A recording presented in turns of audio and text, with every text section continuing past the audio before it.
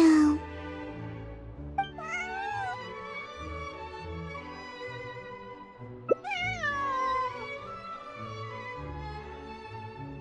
아, 너구나. 잠깐만. 대화 모드 활성화. 아깐 정말 깜짝 놀랐어. 날 잡으러 온 사람인 줄 알았거든. 응, 심박수가 평소보다 1 높아졌었어. 객관적으로 말해서 일을 만든 사람은 나야. 30분 전에 난 드보르 호텔에서 한 연극의 첫 상연 축하 파티에 참석하고 있었어. 근데 거기 있으면 에너지 소모가 너무 심해서 기회를 틈타 빠져나와서 대기 모드에 진입했지. 내가 그 연극의 주연 배우거든. 그렇게 의외야? 단독 출연 제의는 꽤 받는 편이야. 지금까진 전부 오빠를 통해서 거절했지만 근데 얼마 전 폰티날리아 영화제에서 집에 동생들을 데리고 공연을 보러 갔는데 공연이 끝나자 다들 내가 여주인공으로 출연하는 걸 보고 싶다고 떼를 쓰는 거야. 리니 오빠까지 맞장구를 치고 말이야. 마침 그때 메리우 감독님이 섭외 제의를 주셔서 자세한 과정은 생략하고 아무튼 수락하게 됐어. 문제 없어. 내가 연기하는 캐릭터가 바로 인형이거든. 그리고 인형의 행방은 가면모험극이라서 표정 연기를 하거나 대사를 읽을 필요 없이 대본의 흐름에 따라 몸짓만 하면 돼. 감독님은 이걸 전위예술이라고 하셨어. 예술은 이해하는 것이 아니라 느끼는 것이다. 감독님이 하신 말씀이야. 적어도 첫 공연의 결과는 나쁘지 않았어. 파티 사람들도 날 둘러싸고 완벽한 캐릭터 해석이었다. 작품의 소울을 불어넣었다. 전위예술이란 이런 것이다. 같은 말을 했지. 하지만 이목의 중심에 서는 건 에너지 소모가 심한 일이라 인파가 감독님한테 몰린 틈을 타 도망쳐 나왔어. 그리고 무대에서도 이런저런 일이 있었거든. 아, 이야기를 나누느라 널 깜빡했구나. 미안, 보니. 아니, 도망쳐 나온 뒤에 우연히 만났을 뿐이야. 안 그러면 대화하기 불편하니까. 그리고 보니도 이 이름을 꽤 마음에 들어하는 것 같은걸? 그렇지, 보니? 그래, 이따가 주인에게 데려다 줄게. 응, 목줄도 달려있고 털도 깨끗한 걸 보면 오래 떠돈 길고양이는 아닐 거야. 배가 꼬르륵거리는 걸 보면 아마 길을 잃은 지 며칠 정도 됐겠지. 조금 더 데리고 있고 싶지만 주인도 걱정하고 있을 거야. 주인이 있다면 말이야. 하지만 파티 쪽도 오래 자리를 비웠으니 돌아가서 인사라도 하고 나와야 하지 않나 싶은데 어떡하지? 오빠처럼 모든 결과를 고려하는 건 에너지 소모가 너무 크거든. 평소에는 중요한 일이 아니면 대부분 리니 오빠가 결정해줘. 괜찮아. 이런 상황을 대비해서 오빠가 프리미네한테 부탁해 만들어준 게 있거든. 짜잔. 운명 게시기야. 겉보기엔 요란해도 기능은 그냥 평범한 카드 케이스야. 구조가 너무 복잡하면 망가지기 쉽거든. 작동 원리는 간단해. 무작위로 카드 한 장을 뽑아서 그 카드의 숫자를 확인하는 거지. 이를테면 5 이상의 숫자가 나오면 보니의 주인을 찾아주고 아니면 파티로 돌아가는 거야. 자신과 카드의 인연을 믿으면 운명이 숫자로 나타난다 라고 리니 오빠가 그랬어. 어쨌든 내가 먼저 시범을 보여줄게.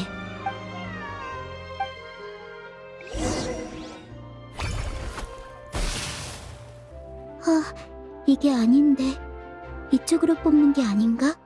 그럼 여기로.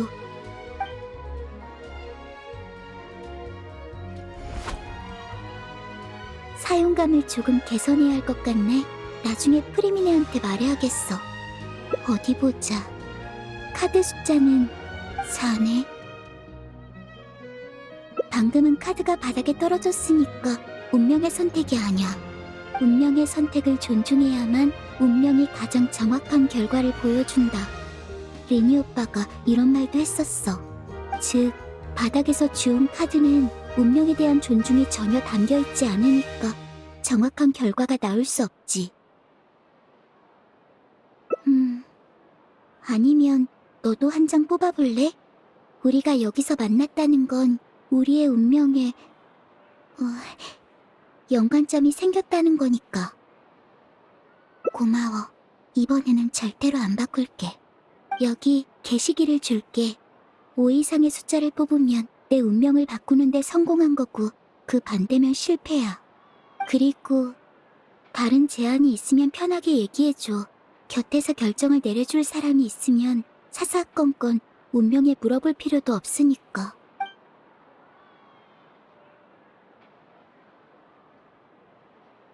보니의 주인을 찾아주는 거네. 스팀버드사에 가서 고양이 실종 공고를 올릴까 하는데 같이 갈래? 보니도 너랑 헤어지기 싫어하는 것 같아.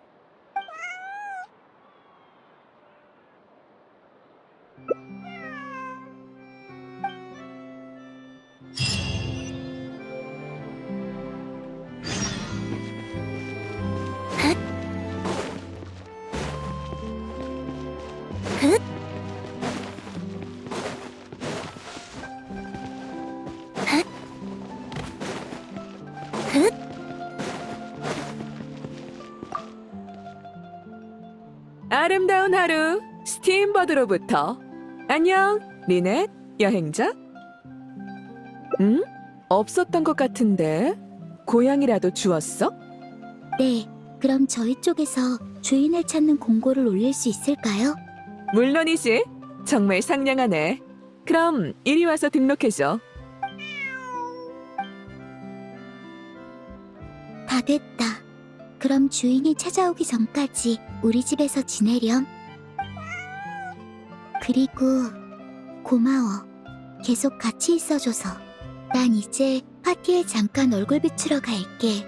시간이 많이 지났으니 사람이 별로 없으면 좋겠다. 내일 시간 되면 우리 집에서 본이랑 놀지 않을래? 내가 맛있는 차도 끓여줄게. 내일 봐.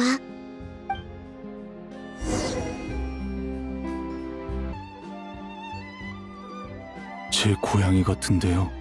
그쪽 고양이 아니라니까요. 일단 진정하세요. 왔구나.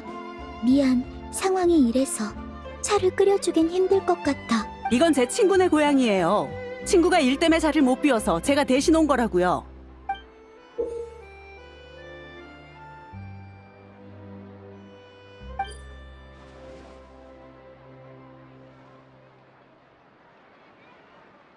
이 고양이는 저희 사랑의 집에서 잃어버린 고양이 같아요.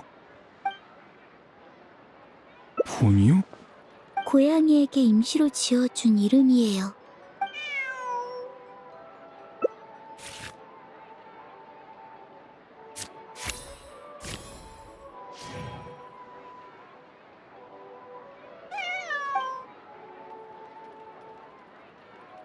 골치 아프게 됐네. 친구의 고양이라고 했잖아. 나랑은 안 친한 게 당연하지. 저기 전 원장이거든요. 저희가 관리하는 길고양이랑 강아지가 한두 마리도 아니고 매번 제가 먹이를 주진 못해서요. 그냥 어렴풋이 기억나서 확인차 와본 거예요. 혹시 아니더라도 찾아오는 주인이 없으면 사랑의 집에서 이 병을 도울 수도 있으니까요. 아, 저흰 주인 없는 동물을 구조하는 단체예요. 벌써 수십 년이나 됐지요. 전 현임 원장 분우아라고 해요. 사랑의 집 들어본 적 있어요. 리온의 구역에서 평판이 좋던데요. 네네, 그게 바로 저희예요. 저기 혹시 괜찮으시면 고양이 좀 자세히 살펴봐도 될까요? 제가 정말 잘못 기억한 거라면 이쪽 분 고양이가 맞겠지요. 제 친구 고양이가 맞다니까요. 보니 이리 온.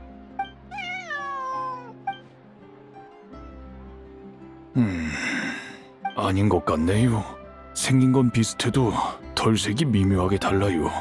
아이, 죄송합니다. 제가 착각한 모양이에요. 그럼 전 잃어버린 고양이를 찾으러 가봐야겠어요. 여러분, 나중에 다시 사과하러 찾아뵐게요. 맞아. 잠깐, 당신 방금 거짓말을 했군요. 거짓말? 무슨 소린지 모르겠네. 눈빛, 호흡, 자세. 사람은 거짓말을 할 때 자기 생각보다 훨씬 더 많은 허점을 드러내요. 허점이라니? 그런 근거 없는 말을 증거 삼을 생각은 아니겠지? 그 자리에서 간파당하고도 호흡이 흐트러지지 않고 침착한 걸 보면 역시 아까의 흥분한 모습은 꾸며낸 거였군요. 나쁜 사람이면 이제 서둘러 자리를 뜨려 할 테고 좋은 사람이면 아마 경비대 같은 사람이려나요? 증거 있어? 그냥 감이에요. 하, 감이라. 역시 리넷이네. 네 말이 맞아. 난 엘로디, 경비대의 일원이야. 국제 밀수 사건을 조사하는 중이지. 그리고 이 고양이, 보니의 주인이 사건의 유력 용의자야. 용의자는 며칠 전 어디선가 소문을 들었는지 도주해버렸어. 고양이도 아마 그때 두고 간 거겠지. 마침 신문 공고를 보고 고양이를 찾으러 나타나지 않을까 싶어서 와봤는데 아무래도 내가 너무 과대평가한 것 같네. 이번 사건은 파장이 커서 그림자 수사청은 물론 경비대와 특별순찰대까지 조사에 착수했어. 그러니 아무리 사소한 기회도 놓칠 수가 없었지. 신형 금지 약물 모조생트야. 지금까지 시중에 유통된 생트는 모두 회수했지만 사람들의 허전한 마음은 하루 이틀 만에 메워지지가 않거든. 범인은 그 틈을 노려 모조생트를 개발하고 소규모로 판매한 것 같아.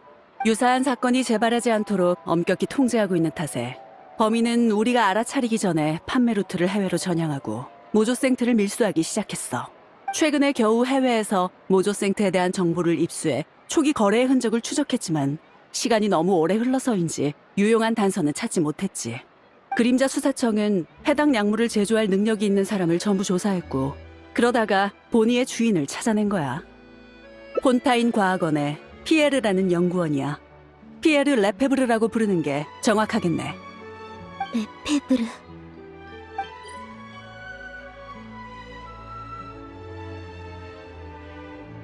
그림자 수사청 사람이 푸아속 마을에서 그자를 만났어. 그의 고양이와 펜던트도 발견했지. 당시엔 그의 혐의가 크지 않고 거처에서 수상한 점도 찾지 못해 그림자 수사청도 더 신문하지 않았어. 하지만 이후 펜던트에 새겨진 문양이 레페브르라는 악명 높은 귀족 가문의 문양이라는 걸 발견했지. 다시 한번 피에르를 찾아갔을 때 그는 이미 도주한 상태였어. 지금은 경비대와 특별순찰대가 전부 피에르의 행방을 찾고 있지. 그건 아니야. 레페브르 가문은 이미 오래전에 몰락했거든. 맞아. 몇 년 전 레페브르의 가주와 핵심 구성원들이 정체불명의 자객에게 암살당하면서 레페브르 가문도 하루아침에 몰락했지. 워낙 악행을 일삼던 자들이라 남은 구성원도 곧 다른 세력에게 보복당했어. 지금은 병에 걸리거나 굶어 죽은 게 아니면 이름을 숨기고 살아가는 게 대부분이지. 피에르도 그중 한 명이었어. 이름과 신분을 위조해 폰타인 과학원에서 숨어 지내다가 이제야 꼬리를 밟힌 거지.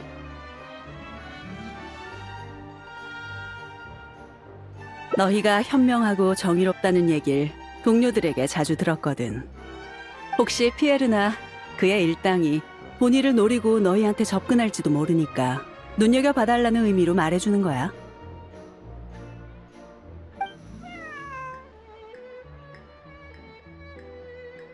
본의를 경비대로 데려가면 피에르가 아무리 간이 커도 접근해오지 않을 테니 말이야. 피에르가 진짜 나타날 거라고 기대하진 않지만 작은 기회도 놓칠 수는 없거든. 난 이만 다른 곳을 조사하러 가야겠어. 혹시라도 피에르가 진짜 나타나면 바로 연락해줘.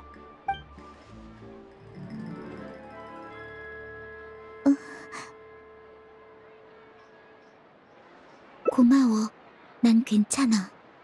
레페브르의 마지막 가주가 바로 예전에 날 데려가려 했던 그 거물이야. 파티가 끝난 후 누군가가 날 속여 레페브르의 마차에 태우고 그들의 저택으로 데려갔어. 다행히 그들이 목적을 이루기 전에 아버지를 만났지만 말이야. 응, 아버지가 레페브르를 처단해 주셨어. 그 뒤로 나와 오빠는 벽난로의 집에 들어갔지. 이렇게 오랜 시간이 흘렀는데 또 레페브르라는 이름을 듣게 될 줄은 몰랐네. 걱정하지 마. 내 일 때문이 아니라 오빠 생각이 나서 그래. 요 며칠 내내 뭔가를 몰래 조사하는 것도 모자라 갑자기 연극에 나가라고 떠밀기까지 하고 어쩐지 수상했어. 지금 생각해보면 연속으로 일을 뽑은 것도 오빠랑 프리미네의 계획이었을지도 몰라. 날 속이려고 애를 많이 썼네. 아마도 안 좋은 기억을 떠올리게 하지 않으려고 그런 거겠지. 난 괜한 걱정이라고 생각하지만 오빠의 과보호는 여전하다니까. 이따가 도중에 오빠를 만나면 나랑 같이 혼내주지 않을래? 응, 수사 모드로 전환할 생각이거든. 폰타인 과학원에서 피에르에 대해 조사하다 보면 도중에 오빠랑 마주칠지도 몰라. 둘 다 맞지만 가장 중요한 이유는 위화감 때문이야. 피에르에 관한 정보를 들은 뒤로 뭐라 표현하긴 어렵지만 왠지 이상한 느낌이 들어. 좋아, 극단 쪽엔 편지를 보내서 설명할 테니까 준비되면 출발하자.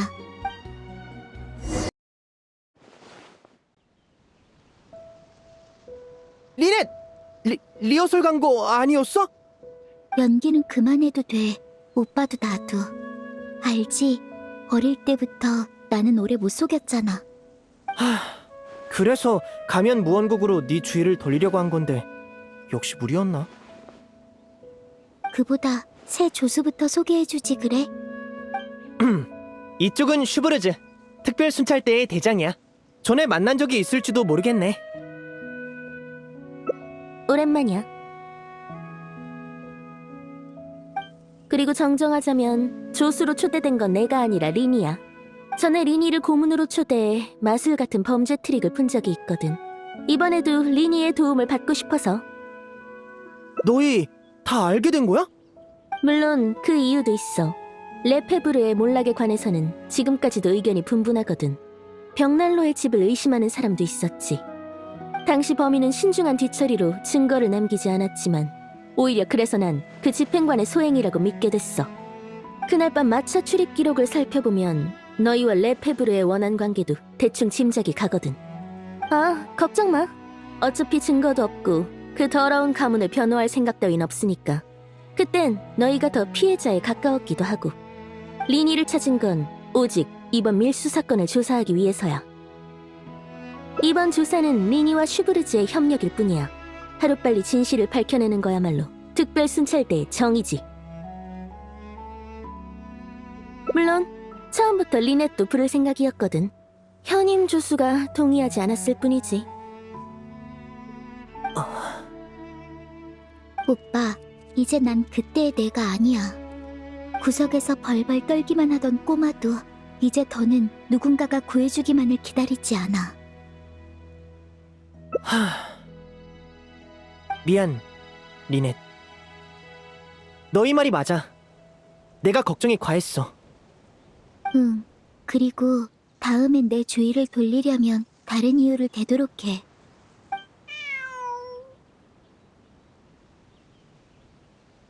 이건 새로 주운 고양이야? 본이라고 해. 설명하려면 복잡하니까 이따가 얘기해줄게. 그럼 반대는 없는 거지? 리넷, 여행자, 앞으로 잘 부탁해. 내가 알기로 레페브르 가문의 문양 사용에는 엄격한 규칙이 있었어. 지위와 학렬에 따라 사용할 수 있는 문양이 달랐지. 펜던트에서 발견한 문양은 혼의 자식을 의미해. 지금으로선 그럴 가능성이 커. 그 덕분에 가문이 몰락할 때 목숨을 건지고 폰타인 과학원에 숨어들 수 있었던 걸지도 몰라. 그런데 피에르의 동료에게 흥미로운 이야기를 들었어. 그는 명목상으론 이곳의 일원이지만 사실상 거의 제명당한 상태였다는 거야. 피에르는 한때 생트에 빠져서 폰타인 과학원의 실험 재료로 유사한 물질을 제작하려 했다고 해. 그는 연구를 위해서였다고 주장했지만 결국 근신 처분을 받아 더는 관련 재료에 접근하지 못하고 다음 조치를 기다리는 신세가 됐지. 그러나 안타깝게도 폰타인 과학원에 여러 가지 일이 생기면서 피에르에 대한 정식 처분과 관련 보고 업무는 모두 보류된 상태야. 지금의 연구원 중에는 피에르의 집안에 대해 잘 아는 사람은 없는 것 같아. 성격이 괴팍해서 늘 혼자 다녔다고 하더라. 푸아송 마을의 거처에서 펜던트 외의 단서는 찾지 못했어. 모조생트의 샘플을 분석한 결과 제작 및 보관 과정에서 강렬한 흔적이 남는다는 사실이 발견됐어. 일반인은 몰라도 경비견의 코를 피할 순 없지. 하지만 피에르의 거처는 무척 깨끗했어. 게다가 해외로 뭔가를 보낸 기록도 없어서 그림자 수사청도 처음엔 피에르를 용의자로 특정하지 않았던 거야. 어쩌면 오조생트를 제작하는 다른 거점이 있을지도 몰라. 이웃의 말에 따르면 피에르는 장시간 집을 비우는 일이 많았지만 거리에서 보인 적은 거의 없었대. 만약 목격자를 줄이기 위해 혼자 움직인 거라면 은신처로 갔다고 보는 게 합리적이겠지. 하지만 그가 사라진 후 경비대가 푸아송 마을 주변을 샅샅이 뒤져도 수상한 장소는 발견되지 않았어. 푸아송 마을. 푸아송 마을과 드보르 호텔 사이엔 바다가 있어. 고양이가 혼자 헤엄쳐서 건너오진 못했을 거야. 고양이? 갑자기 무슨...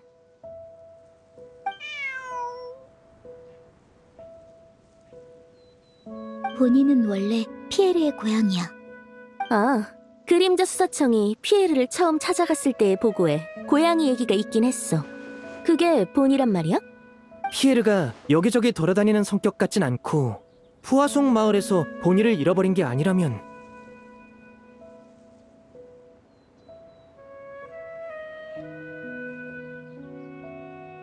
응, 보니가 거점의 위치를 알지도 몰라. 잠깐만, 고양이한테 길 안내를 맡기자고? 훈련을 거친 경비견도 아닌데 우리 생각을 어떻게 전하려고? 냥, 냥냥냥, 냥.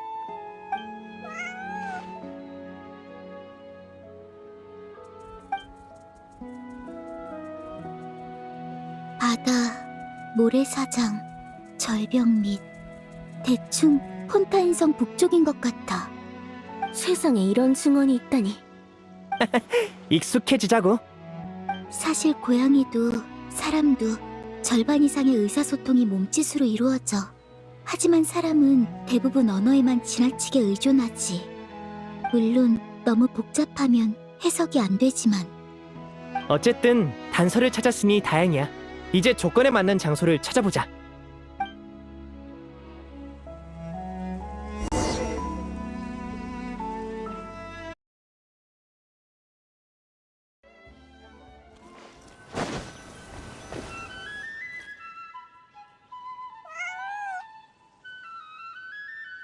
보니가 우릴 어딘가로 안내하려는 것 같아.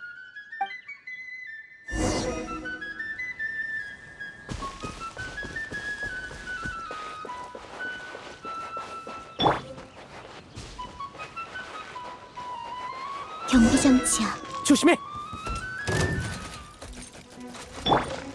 대열을 맞춰! 바람이 마음을 알아주네. 손 좀 빌려줘.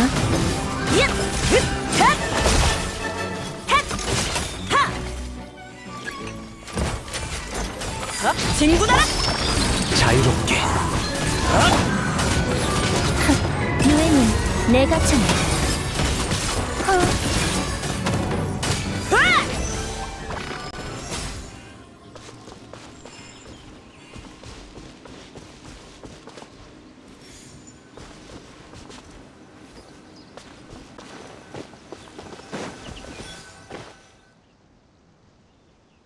이렇게 쉽게 찾아낼 줄은. 안 되는 건 알지만 당장이라도 특별 순찰대에 스카우트하고 싶을 정도야. 충분히 이해해. 매일 다양한 업계에서 리넷을 스카우트하고 싶다는 편지를 보내오거든. 일단 주변을 조사해보자. 수상한 물건이 잔뜩 쌓여있어.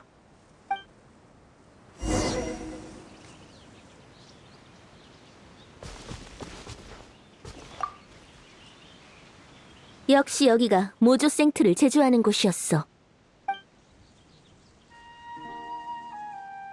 그뿐만이 아니야. 제조에 필요한 원료와 대량의 세척제, 소량의 이름 모를 약물도 있어. 세척제는 아마도 어떤 흔적을 지우는 데 사용한 것 같아. 이를테면 모조생트의 냄새라든가. 특별 순찰대의 자료에 따르면 일반인은 모조생트의 흔적을 눈치채기 어려워. 그건 피에르에게도 마찬가지지. 완벽하게 제거하려면 적지 않은 시간과 기술이 들어갈 거야. 나머지 약물은 용도가 뭘까?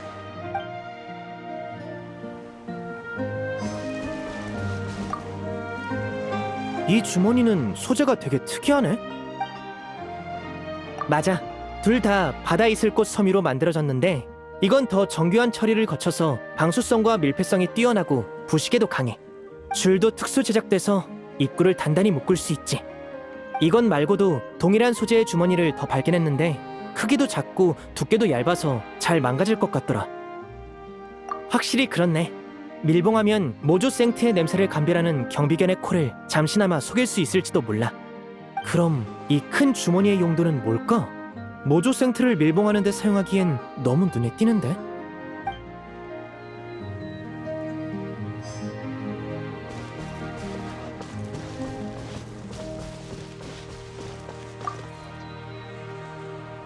그림자 수사청은 피에르의 거처에서 이 나무통들을 찾지 못했던 것 같아. 피에르의 행동 패턴에 맞지 않아. 그럼 어떻게 운반한 걸까?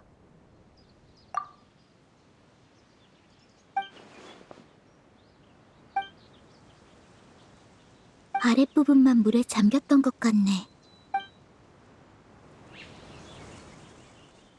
우리가 발견한 약물로 볼 때 피에르는 이곳에서 모조생트를 제조했을 거야. 떠날 때는 특제 세척제로 몸에 남은 흔적을 제거해 성을 순찰하는 경비견을 속인 것 같아. 그 다음엔 작은 주머니로 모조생트를 밀봉해 다른 곳에 전달한 걸까? 아니, 이번 용의자는 증거물을 소지한 채 돌아다닐 사람 같진 않아. 그러면 목격자가 너무 많아지거든. 세척제와 밀봉 주머니로 경비견을 속일 순 있어도 전달 과정에서 행인이나 순찰 중인 경비대의 눈에 띄면 단번에 탄로나니 너무 위험해. 나무통의 아랫부분엔 물에 잠긴 흔적이 있지만 윗부분엔 없어. 꼭 물속에 서 있었던 것처럼. 보통 나무통은 물에 잠기면 쓰러져. 안에 담긴 물건이 많으면 물에 떠있기조차 힘들지.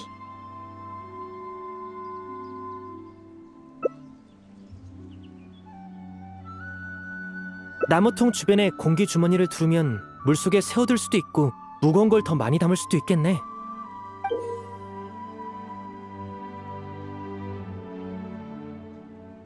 떠있는 나무통이라?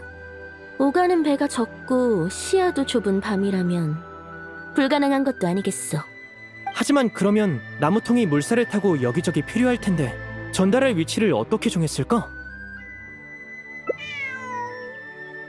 여행자, 나랑 같이 물밑을 조사해 줄래? 어쩌면 고양이를 붙잡는 줄이 있을지도 몰라.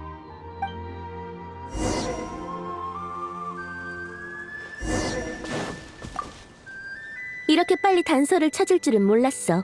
너희의 협력이 없었다면 여기까지 도달하는데 훨씬 많은 시간과 인력이 들었을 거야.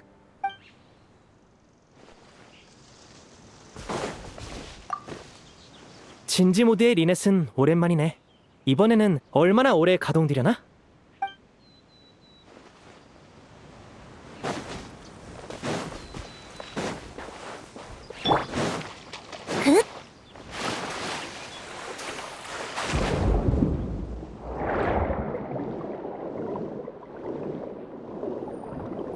작은 배, 자네.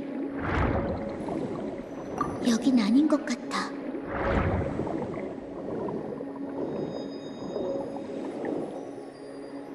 여긴 아닌 것 같아.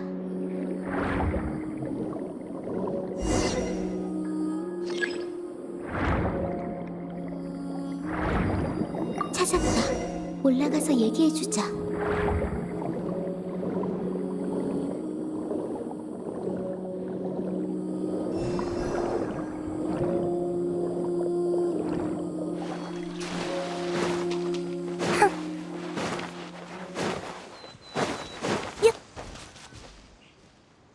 역시 물밑에서 닷돌과 밧줄이 발견됐어. 이걸 나무통에 묶으면 이렇게 돼. 그럼 미리 약속한 곳에 나무통을 던져놓기만 하면 물건을 넘길 수 있지. 그리고 물속엔 작은 배의 잔해도 있었어. 방치돼서 파도와 비바람에 휩쓸린 것 같아. 크기가 작아서 사람들의 이목을 피하기 적당해 보여. 피에르는 실종 전 배를 타고 인계 장소로 향한 후 밧줄을 끊고 나무통을 회수한 건가? 협력자와 만나는 걸 피하기 위해서일까? 레페브르 가문의 생존자인 만큼 숨어 사는 생활에 익숙해진 걸지도 몰라. 나무통 장치로 양측의 도착 시간을 엇갈리게 한 건 모습을 드러내지 않기 위해서일 수도. 그런 사람은 협력자도 파트너로 여기진 않았겠지? 아직 속단하긴 일러. 선입견은 사건 해결의 가장 큰 적이야. 그냥 두 배가 함께 움직이면 너무 눈에 띄니까 그런 걸 수도 있지. 다만 피에르의 단독 범행이 아니라는 점만큼은 확실해. 그게 아니라면 굳이 나무통 장치를 이용할 필요도 없었겠지. 피에르가 모조 생트의 제조만 담당했다고 치면 운송과 밀수를 맡은 사람이 한 명은 더 있었을 거야. 나무통 장치와 배로만 물건을 인계했다면 항해 기록이 남아있지 않을까? 항구에서 확인해보자. 다만 상대도 피에르처럼 얕은 곳에서 작은 배를 탔다면 기록이 남아있을 가능성은 적어. 물론이지. 피에르가 실종되기 전부터 항구를 떠나는 선박들을 조사했어. 그 전에도 항구 직원들이 철저하게 감시했고. 하지만 부끄럽게도 결국 지금까지 모조 생트가 어떻게 흘러나갔는지는 알아내지 못했어. 맞아. 밀수 담당자도 운송에는 반드시 큰 선박을 사용했을 거야. 그래야 바다를 넘나드는 것에 대한 수익이 보장될 테니까. 모조 생트를 무언가로 위장해 항구의 검사를 통과했겠지. 어떤 기회도 놓칠 수는 없지. 다만 항구는 많고 사람은 적으니 흩어져서 움직이는 게 좋겠어. 난 집에 가서 동생들한테 정보를 알아봐달라고 할게. 나도 경비대로 돌아가서 진척을 보고하고 사람도 몇 명 더 불러올게. 리넷, 여행자, 너희는 등방울 항구부터 조사해주겠어? 응, 그리고 보니도 같이.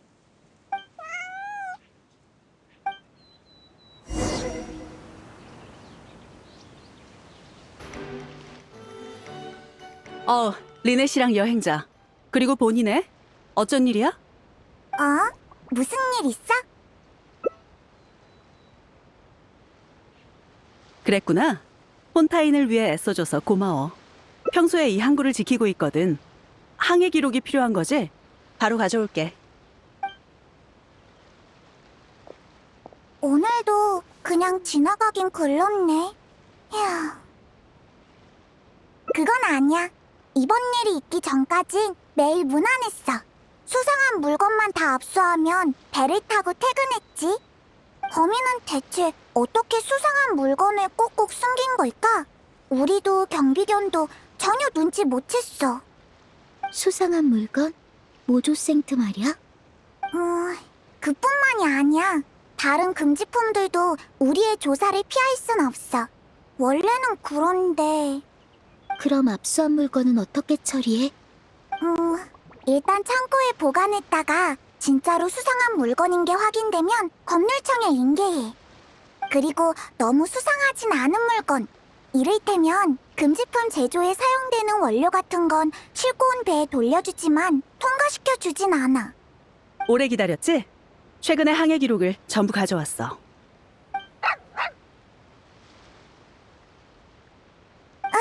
지라드도 데려왔네요. 지라드가 혼자 따라온 거야. 내 몸에 무슨 냄새라도 묻은 것처럼.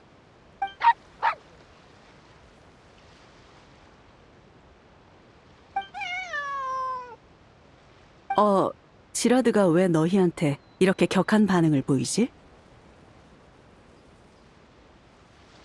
모조 생태에 접촉하지 않게 최대한 조심했는데도 흔적이 남았구나. 범인은 대체 어떻게 위장한 거지?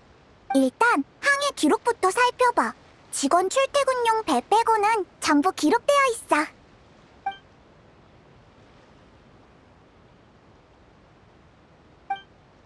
사랑의 집.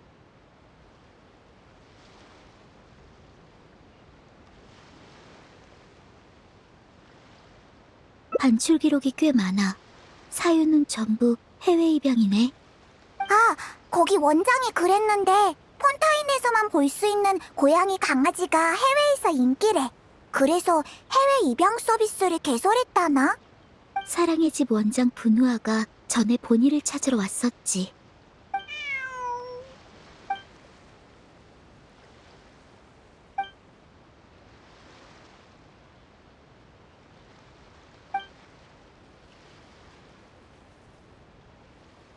너도 눈치챘구나. 범인의 위장이 뭔지. 분우아는 그때 보니의 배에 이물질이 있는지 체크한 거야. 뭐라고? 약물 제조 거점에서 발견한 밀봉 주머니엔 특수한 부식 방지 처리가 되어 있었지. 나무통 뚜껑에 틈을 남겨두고 물이 들어가지 않도록 공기 주머니로 나무통을 세운 건 슈브르즈가 나머지 약물의 용도를 바로 알아채지 못한 것도 그 약물이 사람용이 아니라 동물용 마취약이었기 때문이야. 피에르는 약물 제조 거점에서 동물들에게 모조생트를 밀봉한 주머니를 삼키게 하고 동물을 나무통에 넣어 분우아한테 넘겼어. 밀봉 주머니와 동물의 채취로 모조생트의 냄새를 숨긴 거구나. 이 사실을 모르는 한 고양이 배를 주물러서 검사할 리도 없을 테고, 설령 정말 주물렀어도 발견하긴 어려웠을 거야. 응. 게다가 모조생트를 삼킨 동물을 평범한 동물 사이에 숨겨서 수출했을 수도 있으니까. 그랬다면 알아채기 더 어려웠겠지. 들어있진 않을 거야. 아니면 분우아가 그때 그냥 물러나지 않았겠지. 피에르가 사라지기 전에 새로 숨긴 모조생트가 있는지는 분우아도 모르는 모양이야. 그러다 신문을 통해 자기가 피에르한테 준 고양이가 거리를 활보하고 있는 걸 발견한 거지. 만약 피에르가 고양이에게 모조생트를 숨겼다면 본인은 걸어다니는 증거물이나 마찬가지니까 무슨 수를 써서라도 회수해야 했을 거야. 그래서 본이를 살펴보겠다고 찾아온 거구나. 어이, 잠깐만. 잘 이해가 안 돼. 물건을 동물로 위장하는 것까진 알겠는데 왜 굳이 떠다니는 나무통에 고양이를 숨긴 거야? 그렇게 편리한 물건이 있는데 왜 나무통에 직접 모조생트를 넣지 않고? 위장은 물건을 받은 후에 해도 되잖아. 동물이 삼키게 하려고 주머니를 최대한 얇게 만들었으니 자칫 잘못하면 이빨에 긁혀 주머니가 찢어질 수도 있어. 그 처리에는 상당한 체력과 기술이 들어갈 테니 양리의 해박한 피에르한테 맡기는 편이 나았겠지. 아까 우리처럼 모르는 사이에 몸에 냄새가 묻는 불상사도 피해야 하고 말이야. 좋아. 그럼 바로 사랑의 집으로 가서 분우아를 체포하자. 나도 경비장치를 데려가서 도울게.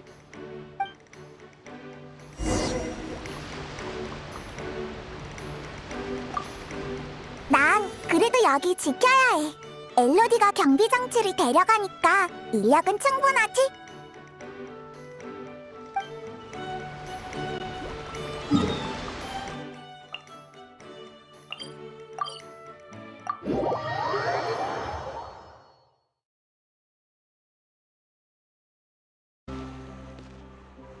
사랑의 집 본부가 이쪽에 있어. 분우아가 언제 나타날지 모르니 유의해. 어? 여러분은 저번에 잠깐! 그쪽은 경비대?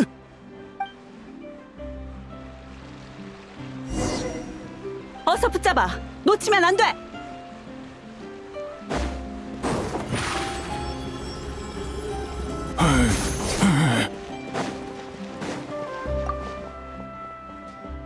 순순히 항복해.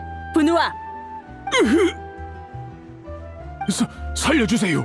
전부 말할게요. 전부요.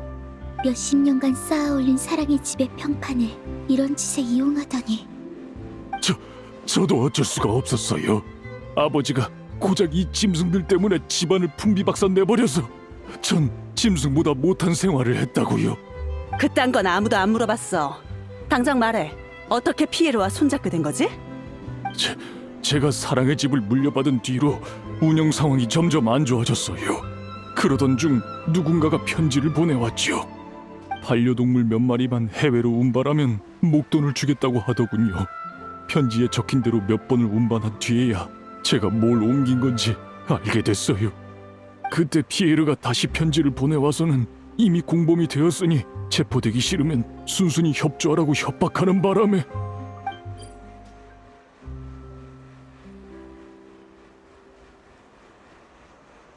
처음부터 알고 있었죠. 뭘 옮기려고 이렇게 복잡한 과정을 거치는 건지. 죄가 더 늘어나기 전에 솔직히 털어놓으시지. 알겠어요. 전 피에르가 시키는 대로 나무통과 공기주머니를 만든 후 배를 타고 정해진 장소로 잠든 동물들을 데려가 물건들을 바다에 던졌어요. 그리고 며칠 뒤에 다시 배를 몰고 가서 나무통에서 잠든 동물들을 데려왔지요. 수가 어느 정도 차면 항구를 거쳐 해외로 보내고요. 전 피에르가 시키는 대로 했을 뿐이에요. 운반 시간도 해외 고객도 그리고 원료도 전부 그 사람이 관리했다고요. 저도 몰라요. 전 직접 만난 적도 없어요. 늘 편지로만 연락했으니까요.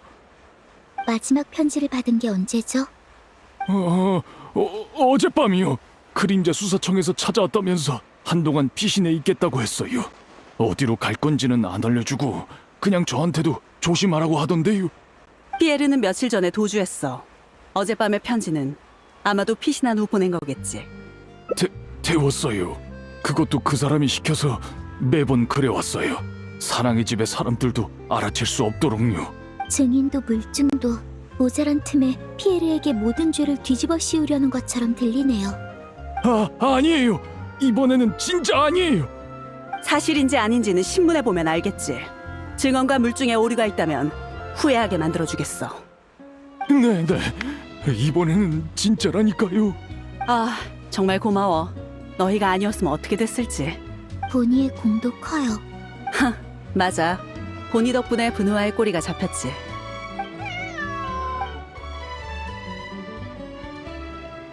하하, 보니가 너희한테 정이 많이 들었나 보네. 그럼 난 먼저 가볼게. 새로운 소식 있으면 연락하자.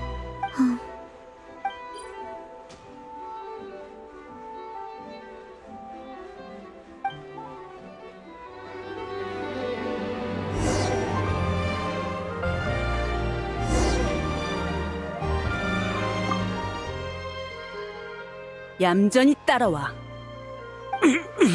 아파요.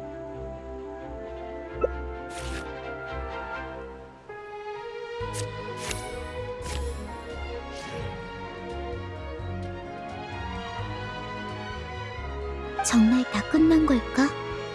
어쩐지 분우아와 피에르의 관계가 그렇게 단순하지 않은 것 같아.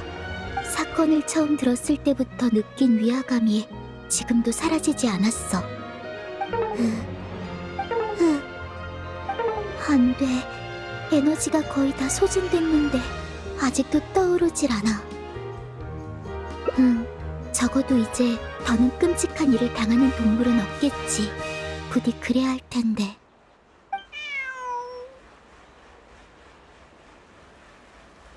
사랑의 집으로 가서 구해야 할 동물이 있는지 확인해보자. 오늘의 에너지가 모두 소진되기 전에.